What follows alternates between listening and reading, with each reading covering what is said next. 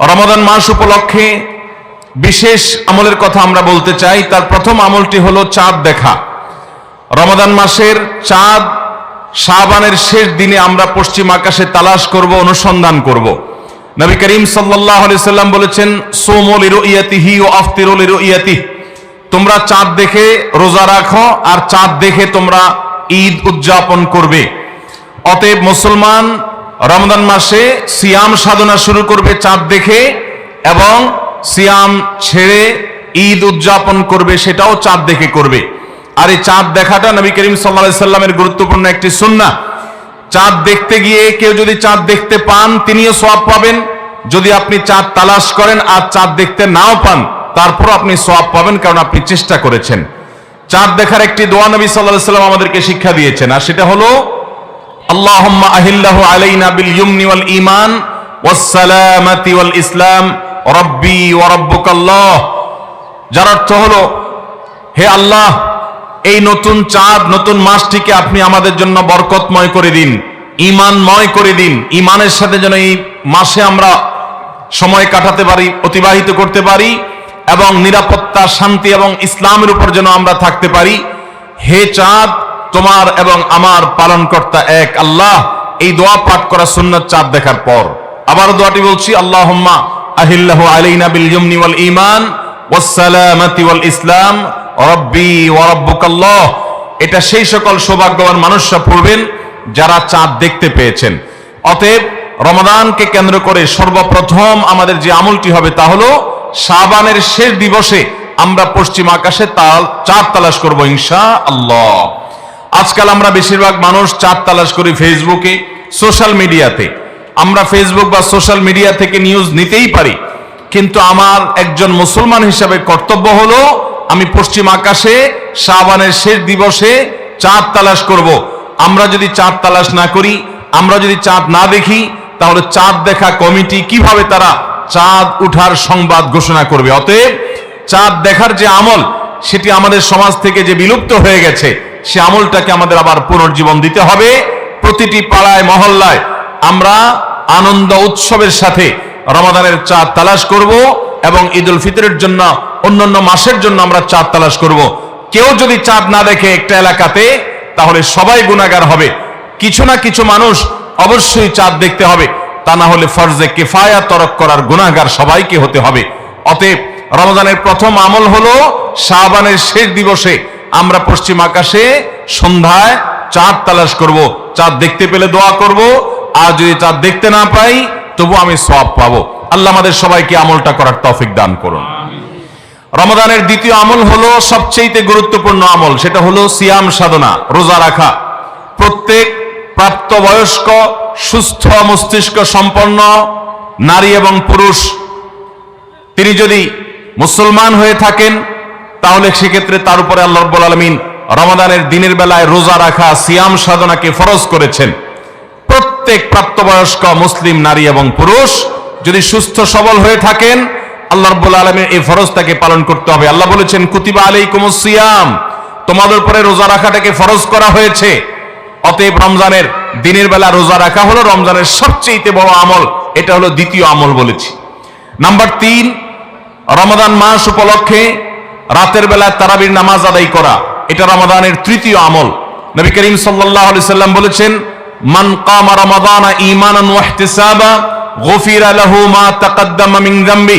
যে ব্যক্তি রমজান মাসে রাতে দাঁড়িয়ে ঈমানের সাথে, ইখলাসের সাথে আল্লাহর কাছ থেকে সওয়াব পাওয়ার আশায় তারাবির নামাজ পড়বে, তার পূর্বের সমস্ত গুনাহ খাতা মাফ করে দেওয়া হবে।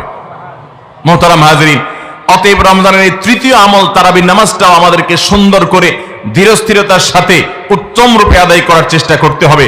এটা হলো রমজানের তৃতীয় আমল। মা বোনরা বাসা বাড়িতে নিজ জায়গায় এবং পুরুষরা মসজিদে জামাতের সাথে তারাবির নামাজ আদায় করার চেষ্টা করবেন। এই তারাবির সালাত, এটা হলো রমজানের তৃতীয় আমল। নাম্বার 4, রমজানের চতুর্থ আমল হলো সাহরি করা। আমরা অনেকে ইচ্ছাকৃতভাবে সাহরি করি না, হয়তো কখনো ভালো লাগে না সাহরি করতে, খাওয়ার রুচি থাকে না, আমরা সাহরি খাই না। সাহরি খাওয়া ছাড়াও যদি কেউ রোজা রাখে, রোজা হয়ে যাবে, কিন্তু সাহরি খেলে আপনার খাদ্য গ্রহণ হবে, পাশাপাশি আপনি সওয়াব লাভ করবেন। প্রতিদিনই আপনি খাবার খান, এই সমস্ত খাবার খাওয়াটা জায়েজ, এটার কারণে আপনার কোনো সওয়াব হবে না যদি আপনি সাধারণ ভাবে আপনি খাবার খান। কিন্তু আপনার নিয়ত যদি হয় ভোর রাতে খাবার গ্রহণ করছেন, আপনি কেন? রোজা রাখবেন সেজন্য। রোজার নিয়তে ভোর রাতে যে খাবার খাচ্ছেন, যেটাকে সাহারি বলা হয়, এই খাবারটা খেলে আপনার শুধু পেট ভরবে তা নয়, এর মাধ্যমে একটা সুন্নতের জিন্দা করার সওয়াব, একটা সুন্নতের আমল করার সওয়াব আপনার আমলনামায় লেখা হবে। নবী করিম সাল্লাল্লাহু আলাইহি সাল্লাম বলেছেন, তাসাহহারু ফাইন্না ফিস সাহুরি বারাকাহ, তোমরা সাহারি খাও, কারণ সাহারির খাবারের মধ্যে বরকত আছে। এই খাবারের মধ্যে বরকত আছে, এটার মধ্যে কল্যাণ আছে। এটা আমাদের আত্মিক বরকতের কারণ, এটা আমাদের শারীরিক বরকতের কারণ। এই জন্য রমাদান মাসে আমাদেরকে সাহারি খেতে হবে যথাসম্ভব। পেট ভরে খাওয়া কোনো জরুরি না, কিছু একটা মুখে দেন সাহারির নিয়তে, আপনি সওয়াব পেয়ে যাবেন। তাহলে 4 নম্বর আমল হলো সাহারি খাওয়া। 5 নম্বর আমল হলো সাহারিটা শেষের দিকে খাওয়া। এখনো অনেক মুরব্বীরা আছেন গ্রামাঞ্চলে, তারা মাঝরাতে সাহারি খেয়ে ফেলেন, 12টা-1টার দিকে সাহারি খেয়ে ফেলেন। সাহারি খাওয়ার জন্য সবচেয়ে উত্তম সময় হলো রাতের শেষ প্রহরের একেবারে শেষের দিকে। নবী করিম সাল্লাল্লাহু আলাইহি ওয়াসাল্লাম তিনি রমজানের রোজার জন্য সাহারি খেতেন, সাধারণ রোজার জন্য সাহারি খেতেন এত দেরি করে যে তার সাহারি খাওয়া শেষ হলে ফজরের ওয়াক্ত এবং ফজরের আজানের ওয়াক্ত শুরু হওয়ার আগে মাঝখানে 50টা আয়াত তেলাওয়াত করার মতো গ্যাপ তিনি রাখতেন। তার মানে তার সাহারি খাওয়া শেষ আর ফজরের ওয়াক্ত শুরু, এই দুইয়ের মধ্যে 50টা আয়াত তেলাওয়াত করার মতো সময় তিনি রাখতেন। তার মানে আনুমানিক 20-25 মিনিট সময়, এতটুকু গ্যাপ তিনি রাখতেন তার সাহারি খাওয়ার পর। অতএব সাহারি শেষ সময় খাওয়া সুন্নত। এর মানে আবার এটা না যে মুয়াজ্জিনে আজান দিতে থাকবে ততক্ষণ পর্যন্ত বা আজানের 10-20 সেকেন্ড আগ পর্যন্ত খেতে থাকবো, এটা সুন্নাহ নয়। সুন্নাহ হলো যে আজানের 20-25 মিনিট আগে কমপক্ষে 50টা আয়াত তেলাওয়াত করতে যে সময় লাগে, 20-25 মিনিট লাগে না, সাধারণত 10-15 মিনিটে 50টা আয়াত তেলাওয়াত করা যায়। তো এই পরিমাণ সময় অন্তত গ্যাপ দিয়ে তারপরে সাহারি খাওয়া, তাহলে শেষের দিকে সাহারি খাওয়া, এটা হলো রমাদানের 5 নম্বর আমল। আমরা অনেকে শেষের দিকে সাহারি খাই না, অনেক আগে খাই, একটু শেষের দিকে খাওয়াটা হলো সুন্নাত। নবী করিম সাল্লাল্লাহু আলাইহি সাল্লাম বলেছেন, এই উম্মত মুসলমান জাতি ততদিন কল্যাণের মধ্যে থাকবে, তারা কল্যাণের উপরে প্রতিষ্ঠিত থাকবে যতদিন তারা সাহারি বিলম্ব করে খাবে, দেরিতে খাবে, শেষের দিকে খাবে। নাম্বার 6 নম্বর আমল হলো রমজান উপলক্ষে ইফতার করা। ইফতার মানে নাস্তা খাওয়া। সারা বছর আমরা দিনের বেলায় শুরুতে নাস্তা খাই, কিন্তু এর কারণে কোনো সওয়াব আমাদের আমলনামায় লেখা হবে এমন কোনো কথা বলা হয় নাই। কিন্তু রমজান মাসের সন্ধ্যা যখন আপনি ইফতার খাবেন, এই ইফতার খাওয়ার মাধ্যমে আপনি একটা সুন্নাহর উপর আমল করলেন, এটার কারণে আপনার আমলনামাতে একটা সওয়াব লেখা হবে। সওয়াবের আশা যদি আপনার থাকে, ইফতারের নিয়ত যদি আপনার থাকে, তাহলে এর মাধ্যমে আপনি সওয়াব লাভ করবেন। এই ইফতার করা এটা রমজানের একটা গুরুত্বপূর্ণ সুন্নাহ। ইফতার যদি কেউ নাও করে রোজা হয়ে যাবে, কিন্তু সুন্নাহ তরক হয়ে গেল। এই জন্য ইফতারে যতটুকু তৌফিক হয় ততটুকু কিছু না কিছু মুখে দেওয়া, এটা সুন্নাহ, রমজান মাসের 6 নম্বর আমল। 7 নম্বর আমল হলো ইফতারটা তাড়াতাড়ি করা, ইফতার বিলম্বে না করা। আমরা অনেকে আছি ইফতার অনেক বেশি দেরি করি, আমরা মনে করি যত দেরি করে ইফতার করা যায় ততই বোধহয় রোজাটা নিশ্চিতভাবে শুদ্ধ হয়, সঠিক হয়। এটা ভুল ধারণা। নবী করিম সাল্লাল্লাহু আলাইহি সাল্লাম বলেছেন, যতদিন পর্যন্ত এই উম্মত মুসলমান জাতি ইফতার দ্রুততার সাথে করবে, অর্থাৎ ওয়াক্ত হওয়ার পর আর বিলম্ব করবে না, ততদিন পর্যন্ত তারা কল্যাণের মধ্যে থাকবে। এক্ষেত্রেও সাহারির মতো একই কথা প্রযোজ্য, যে দ্রুততার সাথে মানে এই নয় যে একবারে সেকেন্ড হিসাব করে ফেলতে হবে, তবে যতটুকু সম্ভব নিশ্চিত হয়ে গেছেন সূর্য ডুবে গেছে আর বিলম্ব না করে ইফতার করাটাই হলো সুন্নাহ। এবং এক্ষেত্রে আমরা অনেক অবহেলা করি, অনেক দেরি করে ইফতার করি, চতুর্দিকে অন্ধকার হয়ে যাওয়ার পরে ইফতার করে। সাধারণত শিয়ারা এবং অনেক বিভ্রান্তরা আহলে সুন্নাত জামাতের সকল ওলামায়ে কেরামের ঐক্যবদ্ধ ফতোয়া হলো যে ইফতার তাড়াতাড়ি করা হলো সুন্নাহ। অতএব 7 নম্বরের রমজানের আমল হলো ইফতার তাড়াতাড়ি করা। 8 নম্বরের রমজানের আমল হলো ইফতারের দোয়া পড়া। ইফতারের দোয়াটা আমরা অনেকে জানিও না, আবার অনেকে জানলেও সেটা কখন পড়তে হয় সেটা জানি না। ইফতারের শুরুতে বিসমিল্লাহ বলে ইফতার শুরু করতে হবে, ইফতার করা শেষ এরপরে দোয়া পড়তে হবে। আমরা অনেকে ইফতারের আগে দোয়া পড়ি, এই দোয়াটা ইফতার দোয়াটা পড়তে হয় ইফতারের পরে। দোয়াটা হলো যাহাবাজ জামা ওয়াবতাল্লাতিল উরুক ওয়া সাবাতাল আজরু ইনশাআল্লাহ। এটা হলো দোয়া। যাহাবাজ জামা মানে হলো আমার পিপাসা দূর হয়ে গেল, ওয়াবতাল্লাতিল উরুক আমি ইফতার করার মাধ্যমে প্রশান্ত হয়েছে, আমার শিরা উপশিরাগুলো সবগুলো সিক্ত হয়েছে, ওয়াসাবাতাল আজরু ইনশাআল্লাহ, এবং এই রোজার বিনিময় আল্লাহর কাছে সাব্যস্ত হলো ইনশাআল্লাহ। এই দোয়া পাঠ করা সুন্নাহ। তাহলে ইফতারের পর আমরা এই দোয়া পড়বো, যাহাবাজ জামা ওয়াবতাল্লাতুল উরুক ওয়াসাবাতাল আজরু ইনশাআল্লাহ। এটা হলো রমজানের 8 নম্বরের আমল, ইফতারের দোয়া পড়া। 9 নম্বরের আমল হলো ইফতার এবং সাহারি উভয়টাতে খেজুর খাওয়া। এটা সুন্নাহ। খেজুরের মধ্যে প্রচুর খাদ্য শক্তি আছে। আমরা রমজান মাসে যে রোজা রাখি, সারাদিন পানাহার বর্জন করে থাকি, আমরা যদি সাহারিতে খেজুর খাই, আমাদের শরীরে প্রচুর পরিমাণ খাদ্য শক্তি থাকবে এই খেজুর খাওয়ার ফলে। খেজুর অনেক উপকারী একটা খাবার। আমাদের দেশেও আজকাল খেজুর উৎপাদন হচ্ছে আল্লাহর মেহেরবানিতে। এই খেজুর ইফতারিতে নবী করিম সাল্লাল্লাহু আলাইহি সাল্লাম আধা পাকা আধা কাঁচা খেজুর, যেটা যে অর্ধেক পেকেছে অর্ধেক কাঁচা, সেগুলো তিনি পছন্দ করতেন। সেটা না পাওয়া গেলে সাধারণ খেজুর এটা দিয়ে ইফতার করা, এটা আমরা সবাই জানি।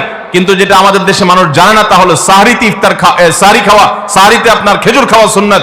নবী করিম সাল্লাল্লাহু আলাইহি সাল্লাম বলেছেন, নি'মা সাহুরুল মুমিনি আত-তামর, ইমানদারের সবচেয়ে উত্তম সাহরি হলো খেজুর। আপনি সাহরিতে ভাত তরকারি যাই খান বা না খান, অন্তত একটা হলো খেজুর খাবেন, তাহলে নবী সাল্লাল্লাহু আলাইহি সাল্লামের এই সুন্নাহর উপরে আমল হয়ে যাবে। তাহলে 9 নম্বর রমজানের আমল হলো সাহরিতে এবং ইফতারে উভয় সময়ে কমপক্ষে একটা হলেও খেজুর খাওয়া, মানে খেজুর খাওয়াটা হলো সুন্নাহ। 10 নম্বর রমজানের আমল হলো দিনভর বেশি বেশি দোয়া করতে থাকা। ভাইরা আমার, রোজাদার ব্যক্তির দোয়া আল্লাহ রাব্বুল আলামিন ফিরিয়ে দেন না। রোজাদার ব্যক্তি দিনভর আল্লাহর কাছে দোয়া করতে থাকলে সে দোয়া কবুল হয়। নবী করিম সাল্লাল্লাহু আলাইহি সাল্লাম বলেছেন যে কয়েক ব্যক্তির দোয়া ফেরত দেওয়া হয় না, এর ভিতরে একজন হলেন আস-সাইমু হাত্তা ইফতির, রোজাদার ব্যক্তি ইফতার করা পর্যন্ত তার দোয়া কবুল হতে থাকে। আপনি রোজাদার অবস্থায় দোকানে কাজ করছেন, খেতে খামারে কাজ করছেন, আপনি ব্যবসা প্রতিষ্ঠানে কাজ করছেন, আপনি রাস্তায় হাঁটাচলা করছেন, মা বোনরা বাসা বাড়িতে গৃহস্থলী কাজকর্ম করছেন, এই কাজের ফাঁকে ফাঁকে ওযু নেই, অসুবিধা নেই, এই অবস্থায় আপনি দোয়া করতে থাকেন। রোজাদার অবস্থায় দোয়া কবুল হয়। সারাদিন আপনি মনে মনে আপনার চাওয়াগুলো আল্লাহর কাছে নিবেদন করেন, আল্লাহর সাথে আপনি কথা বলতে থাকেন, কারণ দোয়া কবুলের একটা মোক্ষম সময় হলো রমজান মাসে এই রোজা অবস্থায়। বিশেষ করে ইফতারের আগ মুহূর্তে দোয়া কবুল হয়, আমরা তখন অনেকে ইফতার নিয়ে ব্যস্ত হয়ে পড়ি। তাহলে আমরা 10 নম্বর আমল জানলাম রমজান মাসে, সেটা হলো বেশি বেশি আল্লাহর কাছে দোয়া করা, আল্লাহর কাছে মনের চাওয়াগুলো পেশ করা, দুনিয়ার চাওয়া আখিরাত চাওয়া। আল্লাহ আমাদেরকে তৌফিক দান করুন। 11 নম্বর রমজানের বিশেষ আমল হলো সকল প্রকার পাপাচার বর্জন করা। কারণ রমজানের রোজার উদ্দেশ্যই হলো আমরা যেন পাপাচার বর্জন করতে পারি। রমজানের যে রোজা রাখি, এই রোজা মূলত কোরআন এবং হাদিসের ভাষায় এটাকে সাওম বা সিয়াম বলা হয়। সাওম বা সিয়াম শব্দের অর্থ হলো বিরত থাকা। আর এই বিরত থাকার মানে হলো আমার সামনে পানির বোতল আছে, আমার সামনে খাবার আছে, হালাল টাকায় কেনা, আবার পেটে ক্ষুধা আছে, তৃষ্ণাও আছে, পিপাসা আছে, তারপর আমি খাচ্ছি না, পান করছি না। কেন? কারণ আল্লাহ নিষেধ করেছেন। এখান থেকে শিক্ষা গ্রহণ করে আমার সামগ্রিক জীবনে সকল হারাম, সকল নিষিদ্ধ কাজ থেকে আমাকে বিরত থাকতে হবে, সেই শিক্ষা সিয়াম আমাকে দেয়। এই জন্য এই সিয়ামের মাধ্যমে হারাম বর্জন করা, আল্লাহর নিষিদ্ধ কাজগুলো বর্জন করা, এই ট্রেনিং, এই অভ্যাস রমজান মাসে গড়ে তুলতে হবে। নবী করিম সাল্লাল্লাহু আলাইহি সাল্লাম বিভিন্ন হাদিসে সেই গুরুত্ব আরোপ করেছেন। কোরআনে কারীমে আল্লাহ বলেছেন, তোমাদের উপরে সিয়াম ফরজ করা হয়েছে, তোমাদের পূর্ববর্তীদের উপরে যেমন ফরজ করা হয়েছে সেরকম। উদ্দেশ্য লাআল্লাকুম তাত্তাকুন, যাতে করে তোমরা গুনাহ ছাড়া আল্লাহর নির্দেশগুলো মেনে চলা, তাকওয়া অর্জন করা, অবলম্বন করার ট্রেনিং নিতে পারো, তাকওয়া অবলম্বন করতে পারো, শিখতে পারো এখান থেকে। অতএব রমজানের 11 নম্বর বিশেষ গুরুত্বপূর্ণ আমল হলো সকল হারাম, সকল পাপাচারগুলো এই মাসে বিশেষভাবে বর্জন করে চলা। যদি সেটা কেউ না করে, তাহলে তার এই রোজার কোনো অর্থ হতে পারে না। অতএব 11 নম্বর আমল পাপাচার বর্জন করে চলা। 12 নম্বর আমল হলো পাপাচারের মধ্যে আবার বিশেষ করে মিথ্যা কথা, মিথ্যা কাজ, প্রতারণা 2 নম্বরই, এগুলো পরিহার করে চলা। এগুলো অন্য সময় তো পরিহার করতেই হবে, রমজানে আরো বিশেষ গুরুত্বের সাথে পরিহার করতে হবে।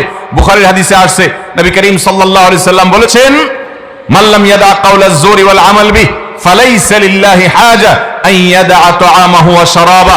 যে ব্যক্তি মিথ্যা কথা, মিথ্যা কাজ এগুলো ছাড়লো না, সে ব্যক্তির উপবাস থাকায় আল্লাহর কোনো ঠেকা পড়ে নাই। অর্থাৎ তার এই রোজা থাকাটা উপোস থাকা ছাড়া কিছুই নয়, আর তার এই উপোস থাকায় আল্লাহর কোনো প্রয়োজন পড়ে নাই। অর্থাৎ তার এই রোজার কোনো মানে নাই, অর্থহীন হয়ে যাবে যদি সে রোজা রেখে মিথ্যা কথা বলে, মিথ্যা কাজ করে। এই জন্য রমজান মাসের গুরুত্বপূর্ণ আমল হলো 12 নম্বর আমল, যে আমরা মিথ্যা কথা, মিথ্যা কাজ রমজান মাসে পরিহার করবো রোজা অবস্থা বিশেষ করে। 13 নম্বর আমল হলো স্পেশালি ঝগড়াঝাটি থেকে বিরত থাকা। নবী করিম সাল্লাল্লাহু আলাইহি সাল্লাম বলেছেন, কোন রোজাদারের সাথে কেউ যদি কুতর্ক করতে আসে, ঝগড়া ফাসাদ করতে আসে, তাহলে সে বলবে ইন্নী সায়েম, আমি তোমার ঝগড়া, আমি তোমার গালিগালাজ, আমি তোমার বিতর্ক বর্ষার জবাব দিতে পারছি না, কারণ আমি রোজাদার অবস্থায় আমি আমার মুখ নষ্ট করব না, সময় নষ্ট করব না। অতএব ফেসবুকের বাইরে, সোশ্যাল মিডিয়াতে অথবা অনলাইনে অফলাইনে যে কোনো জায়গায় আমরা রমজান মাসে বিশেষভাবে ঝগড়া ঝাঁটি, গন্ডগোল, ফাসাদ, তর্ক বিতর্ক, বর্ষা এগুলো আমরা বর্জন করে চলবো, কারণ এটা রমজানের বিশেষ গুরুত্বপূর্ণ আমল যে এই মাসে আমি কোনো ঝগড়াঝাঁটি করব না। এটা হলো রমজানের 13 নম্বর বিশেষ আমল। 14 নম্বর বিশেষ আমল হলো সাধারণ যত আমল আছে, সাধারণ যত ভালো কাজ আছে, সেই ভালো কাজগুলো এই মাসে সবচেয়ে বেশি গুরুত্বের সাথে করা। কারণ আপনারা জানেন নবী করিম সাল্লাল্লাহু আলাইহি সাল্লাম বলেছেন, রমজানের শুরুর দিকে আল্লাহর পক্ষ থেকে এক ফেরেশতা ঘোষণা দিতে থাকে, ইয়া বাগিয়াল খায়র আকবিল, তোমাদের মধ্যে কেউ কি কোনো কল্যাণের পথে চলতে চায়, এমন কোন মানুষ আছে যে কল্যাণকামী, যে ভালো কাজ করতে চায়, তাহলে সে যেন অগ্রসর হয়, কারণ ভালো কাজ করার মৌসুম এসেছে, সময় এসেছে, সুবর্ণ সুযোগ এসেছে। এটা আমল করার সময়, এটা নিজের আমল নামার শূন্য স্থানগুলো পূরণ করার সময়, এটা জান্নাতের পথে এগিয়ে যাওয়ার সময়। অতএব যত নেক আমল আছে, সেটা যেই ধরনেরই হোক না কেন, সকল ভালো কাজ সবচেয়ে বেশি করতে হবে এই রমজান মাসে। 5 ওয়াক্ত নামাজকে গুরুত্বের সাথে পড়তে হবে, অন্যান্য সমস্ত আমলগুলো করতে হবে, সাধারণ আমলগুলো বিশেষ গুরুত্বের সাথে করা। এটা হলো 14 নম্বর আমল রমজানের। 15 নম্বর আমল হলো খুব গুরুত্বের সাথে ইস্তেগফার করা, আল্লাহর কাছে গুনাহ মাফ চাওয়া। কারণ আপনারা জানেন রমজান মাস এসেছে আমাদের গুনাহগুলোকে মাফ করাবার জন্য, রমজান মাস এসেছে আমাদেরকে জাহান্নাম থেকে মুক্তির পরোয়ানা পাইয়ে দেওয়ার জন্য। নবী করিম সাল্লাল্লাহু আলাইহি সাল্লাম বলেছেন, ওয়ালিল্লাহি উতাকাউ মিনান নার ওয়া যালিকা কুল্লু লাইলা, রমজানের প্রতি রাতে আল্লাহ তাআলা অসংখ্য অগণিত মানুষকে জাহান্নাম থেকে মুক্ত, অমুক জাহান্নাম থেকে মুক্ত, অমুককে জাহান্নাম থেকে মুক্ত ঘোষণা করা হলো। এই আল্লাহর ফরমানে এলাহি তিনি জারি করতে থাকেন, বহু মানুষকে আল্লাহ তাআলা মুক্ত ঘোষণা করেন। একজন ইমানদার বান্দা এই আল্লাহর তাআলার সাধারণ ক্ষমার অফার নেওয়ার জন্য তিনি চোখের পানি ফেলে দোয়া করবেন, তিনি বিভিন্ন সময় দোয়া করবেন, আল্লাহ রমজান মাস চলছে, এটা গুনাহ মাফ করানোর সময়, এটা গুনাহ মাফ করার সুবর্ণ সুযোগ, আপনি আমার গুনাহগুলো মাফ করে দিন, আমার ভুল ত্রুটি মাফ করে দিন, সারা বছর আমি অনেক পাপ করেছি, আল্লাহ আপনি আমাকে ক্ষমা করে দিন, আমার হিসেবে যত আমল নামাতে যত গুনাহ আছে সবগুলো আপনি ডিলিট করে দিন।